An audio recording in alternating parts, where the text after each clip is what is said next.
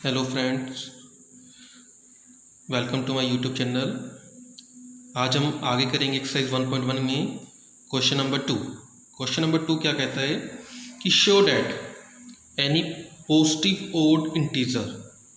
Show करना है हमने कि कोई भी पॉजिटिव ओड इंटीजर कौन से, positive and odd, is of the form 6q + 1 और 6q + 3 और 6q + 5 where q is some integer. यहाँ पे क्या कहा गया है इस क्वेश्चन में कि शो करना है कोई भी एक पॉजिटिव ओड इंटीजर जो किस फॉर्म में हो, 6q + 1, 6q + 3 और 6q + 5 वेयर जो q है यहाँ पे, ठीक है, वो क्या है, इज सम इंटीजर, वो भी एक इंटीजर है। जब ये क्वेश्चन करेंगे तो इस क्वेश्चन किस टाइप से करना है वो देखिए। सबसे पहले हम करते हैं लेट। हम सबसे पहले क्या करेंगे, लेट करेंगे। लेट क्या करेंगे, let a be any odd positive integer, कि जो ए है वो कोई ओड पॉजिटिव इंटीजर है, ठीक है। यहाँ पर उन्होंने कहा था show that any positive odd integer, तो हमने क्या कहा कि लेट ए है, कोई ए है, be any odd positive integer, okay. Then उसके बाद हम क्या करेंगे, हम करेंगे लेट, एक और लेट करेंगे, let b is equals to 6। हम बी को क्या लेट करेंगे, 6। वो कैसे पता चलेगा, जब भी ऐसे क्वेश्चन आएंगे ध्यान रखना, जो भी क्यू के आगे कोएफिशिएंट होगा, अगर हम वेरिएबल्स की बात करते हैं, जो भी क्यू के आगे नंबर होगा तो उसको हम हमेशा लेट करेंगे बी, ठीक है ना। तो उसको हम क्या लेट करेंगे, let b is equals to 6 and q is any integer, कि क्यू क्या है, कोई एक इंटीजर है, ठीक है। उसके बाद क्या करना है, उसके बाद हम क्या करेंगे, by definition of Euclid division lemma. यहाँ पे हम एल्गोरिथम नहीं लिख रहे हैं, हम लेमा लिख रहे हैं, ठीक है। लेमा क्यों लिख रहे हैं, क्योंकि लेमा ही हम यहाँ पे डायरेक्ट यूज़ करेंगे। हम यहाँ पे स्टेप वाइज नहीं कर रहे हैं, हम यहाँ पे एक स्टेटमेंट का यूज़ कर रहे हैं, तो हम लेमा लिखेंगे। हम लेमा क्या लिखेंगे, A is equals to B Q plus R, और क्या होता है, जो आर होता है वो क्या होता है, वो 0 से या तो बड़ा होगा या उसके इक्वल होगा, और ऑलवेज बी से क्या होगा, स्मॉल होगा, ठीक है। अब यहाँ पे बात करते हैं कि यहाँ पे b क्या हमने लेट किया था, तो b तो हमने 6 लेट किया था, तो यहाँ पे b की जगह हम क्या लिख देंगे, 6 लिख देंगे। Let a is equals to 6q plus r, और यहाँ पे जो r रहेगा वो क्या रहेगा, b की जगह हमने 6 लिख दिया। जो r है वो 0 के इक्वल भी हो सकता है, 0 से बड़ा भी हो सकता है, बट 6 से क्या रहेगा, स्मॉल ही रहेगा। तो देयरफॉर आर क्या क्या हो सकता है, रिमाइंडर क्या क्या हो सकता है हमारे पास, रिमाइंडर या तो 0 हो सकता है, या 1 हो सकता है, या 2 हो सकता है, या 3 या 4 और 5। 0 1 2 3 4 5 में से आर कुछ भी हो सकता है, बट वो 6 नहीं होगा, ठीक है। 6 क्यों नहीं होगा, क्योंकि हमें 6 से स्मॉल चाहिए, और 0 के लिए क्योंकि 0 के इक्वल हो सकता है यार, ठीक है ना। तो इस टाइप से हमारा आर आ गया है, और इसको हम इक्वेशन नंबर 1 लिख देंगे, ठीक है। अब हम 1 बाय 1 इस इक्वेशन के अंदर r की वैल्यू पुट करेंगे।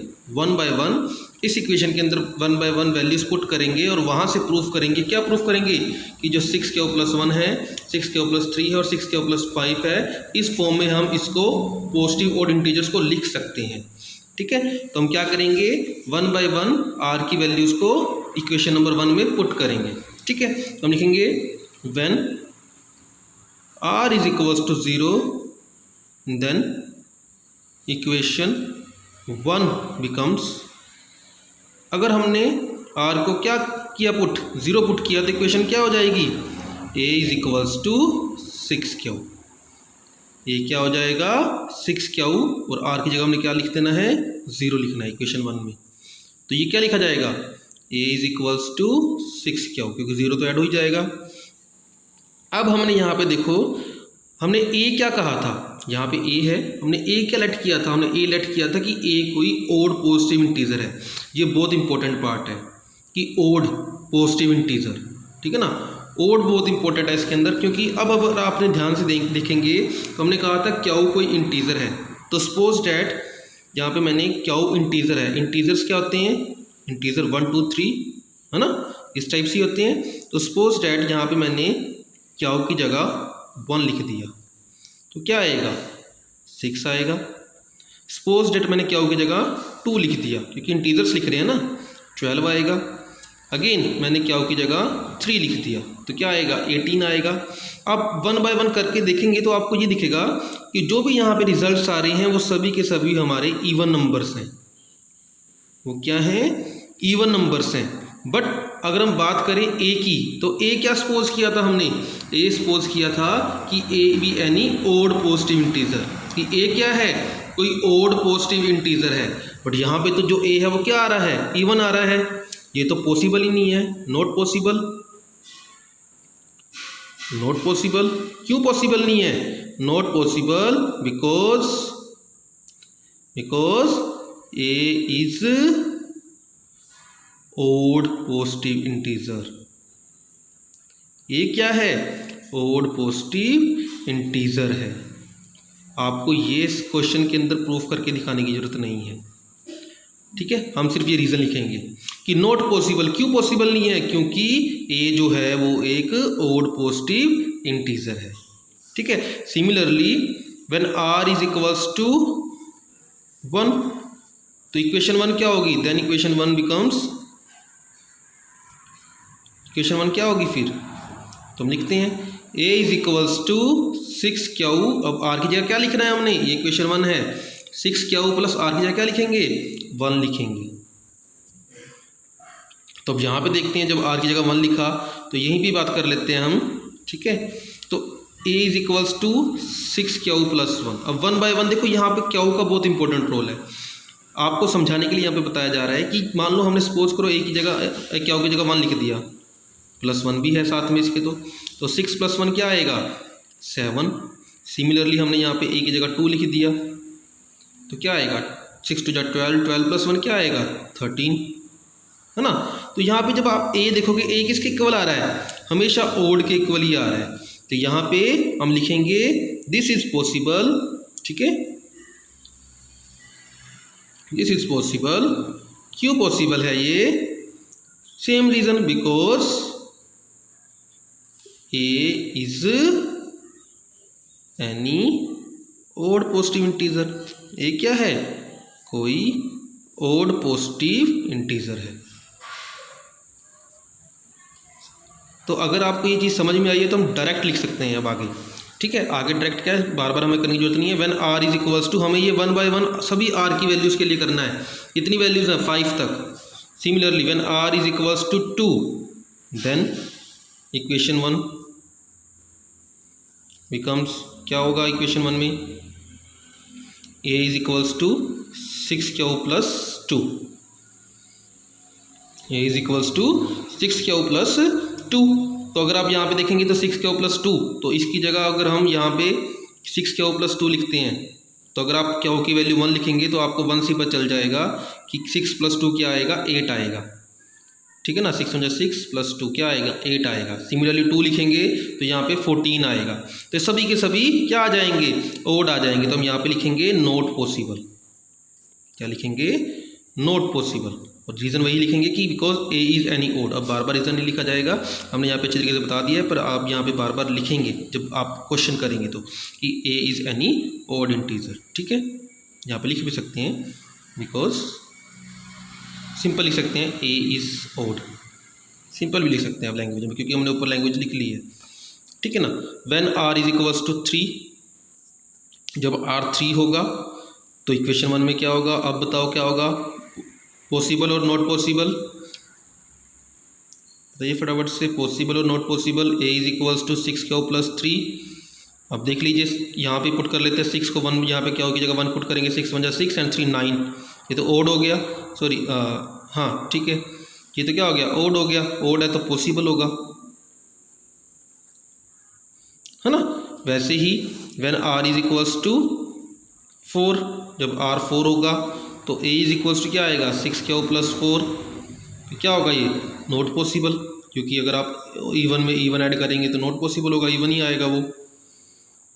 एंड इन दी लास्ट, जब आप आर को 5 पुट करेंगे कि देखो जितने भी आर आएंगे 1 बाय 1 हमने पुट करना है। तो ए क्या आ जाएगा 6 प्लस 5 जो क्या आएगा पॉसिबल। तो अगर आप यहाँ पे ध्यान से देखेंगे तो हमने देखना किस किस पे पॉसिबल आ रहा है। तो पहला नोट पॉसिबल था, सेकंड पॉसिबल था, ये पॉसिबल है, ये नोट पॉसिबल है, देन अगेन ये पॉसिबल है 6 प्लस 3 और ये 6 प्लस 5। तो उसने क्या कहा था कि 6 प्लस 1, 6 प्लस 3, 6 प्लस 5, यही पूछा था ना। तो यही हमने बता दिया। एक तो 6 प्लस 1 पॉसिबल आया, एक 6 प्लस 3 पॉसिबल आया और एक 6 प्लस 5 पॉसिबल आया, है ना। तो इससे क्या पता चलता है, इससे हम बता सकते हैं, प्रूफ कर सकते हैं। क्या प्रूफ कर सकते हैं, तो हम यहाँ पे लिखेंगे any, hence any odd positive integer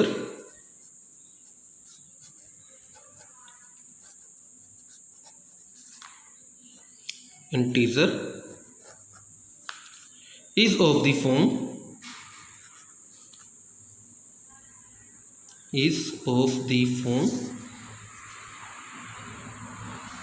ठीक है ना, 6 प्लस 1, 6 प्लस 2 सॉरी 3 और लिखेंगे बेटा यहाँ पे, याद रखना, क्योंकि एंड नहीं लिखा जाएगा और लिखा जाएगा कि ये तीनों में से हो सकता है।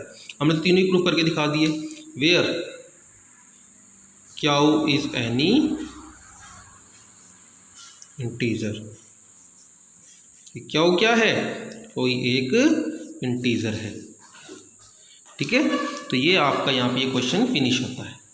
सिमिलरली अब देखते हैं क्वेश्चन नंबर 3। क्वेश्चन नंबर 3 क्या कहता है हमें, क्वेश्चन नंबर 3 ध्यान से पढ़ते हैं। तो क्या कह रहा है कि एन आर्मी, ठीक है ना, कंटिजेंट्स जो ऑफ 616 जो मेंबर्स हैं इस to march behind an army band, एक आर्मी बैंड के जो है उसके पीछे मार्च करनी है उन्होंने। 32 मेंबर्स है उसके अंदर इन अ परेड, ठीक है ना। आर्मी बैंड के अंदर कितने हैं, 32 मेंबर्स हैं in a parade. The two groups are to march in the same number of columns, जो दोनों ग्रुप्स हैं उनको सेम नंबर ऑफ कॉलम्स में मार्च करना है। एक के अंदर तो 616 मेंबर हैं, एक के अंदर 32 मेंबर्स हैं। What is the maximum number of columns in they which they can march, कितने नंबर ऑफ कॉलम्स हैं जिसके अंदर वो मार्च कर सकते हैं। देखो सपोज करो, ठीक है, आपकी क्लास, आपकी 10th क्लास है और एक 9th क्लास है, ठीक है, 10th क्लास है और 9th क्लास है, ओके। तो 10th क्लास के अंदर सपोज डैट की 60 स्टूडेंट्स हैं एंड 9th क्लास के अंदर 20 स्टूडेंट्स हैं, है ना। तो आपको स्कूल में कहा गया, असेंबली में आपको लेके गए, ठीक है, असेंबली में आपको लेकर गए हैं और आपको कहा गया है कि आपने इक्वल कॉलम्स में, ठीक है, या रोज़ बनानी है असेंबली के लिए, इक्वल रोज़ बनानी है, ठीक है। इक्वल रोज़ के अंदर रोज़ इक्वल होंगी, ठीक है, और उसमें जो नंबर स्टूडेंट्स हैं वो भी इक्वल होंगे। तो आप क्या करेंगे, यहाँ पे क्या फाइंड आउट करेंगे, तो आप यहाँ पे एलसीएम नहीं फाइंड आउट करेंगे, आप यहाँ पे एचसीएफ फाइंड आउट करेंगे। क्या फाइंड आउट करेंगे, एचसीएफ। अगर आप एचसीएफ फाइंड आउट करेंगे तो आपको पता चल जाएगा कि हमें कितनी नंबर ऑफ रोज़ यहाँ पे बनानी है, ठीक है, जिसके कि सभी के सभी क्या हो जाएंगे, इक्वल हो जाएंगे, ठीक है ना। इसके अंदर भी सभी के सभी इस टाइप से करेंगे। उन्होंने कहा 616 मेंबर्स हैं और 32 मेंबर्स हैं, कितने हैं, एक में 606, ठीक है, और एक में कितने हैं 32। अब आपकी चॉइस है, उसने तो कुछ नहीं कहा कि इंक्लूड डिवीजन लेमा से करना है, एचसीएफ फाइंड आउट करना है हमने। तो अब आपकी चॉइस है कि चाहे इंक्लूड डिवीजन एल्गोरिथम लगा दीजिए या फिर प्राइम फैक्टराइजेशन लगा दीजिए, क्योंकि उसने क्वेश्चन के अंदर कुछ नहीं पूछा, कुछ नहीं बताया कि आप किससे प्रूफ करके दिखाएं। तो हम यहाँ पे किससे प्रूफ कर देते हैं, ठीक है, हम यहाँ पे प्रूफ करते हैं इंक्लूड डिवीजन एल्गोरिथम से, ठीक है। इस चैप्टर में वही कर रहे हैं तो इसी से प्रूफ करेंगे 616, ओके। 31 टू जा, ठीक है, 32 1 जा 32, क्योंकि 32 2 जा तो 64 होगा, ठीक है। तो 6 यहाँ पे क्या आएगा, 19 में से 11 में से 2 गया 9, ठीक है, एंड 5 में से 3 गया 2। अगर आप यहाँ पे ध्यान से देखेंगे तो अभी स्टेप 1 हमारा कंप्लीट नहीं हुआ है, क्यों, क्योंकि 32 जो है वो 296 से छोटा है, ठीक है। हम आगे भी करेंगे, हम आगे किस पे मल्टीप्लाई करेंगे, अगर 10 से मल्टीप्लाई करते हैं तो 320 आएगा, बट अगर 9 से मल्टीप्लाई करते हैं देखते कितना आएगा,